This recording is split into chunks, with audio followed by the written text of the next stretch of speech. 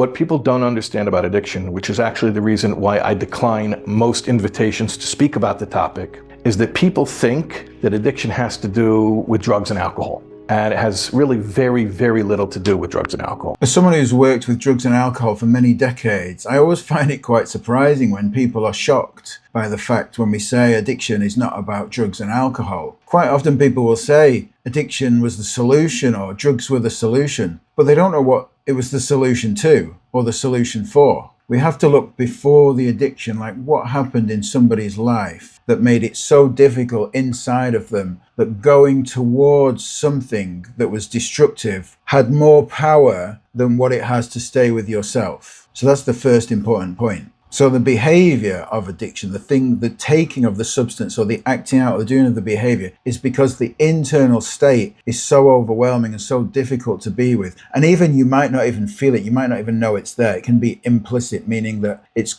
out of your control. It's your subconscious that's controlling you to do these things that you can't even see it. So the substance serves a function. It's not about, I like drugs. If you think about it, if I like drugs, like the feeling of taking drugs, there must be a contrasting experience that I don't like. I like that over there because I don't like this in here. It's always an away from experience. It's never a towards. People will say they like drugs, but what they really are saying is, I don't like what goes on in here or in here. It's too difficult to be with. So a much more useful question or a much more useful investigation or inquiry with someone that's struggling is, what made escape feel necessary? Now, most people probably can't answer that without some form of professional or genuine inquiry into looking what's going on in their inner world. But it's very different to blaming someone or trying to force them to stop or get them to stop, because that never works, and actually it increases shame, makes it more difficult, it makes them shut down and withdraw more.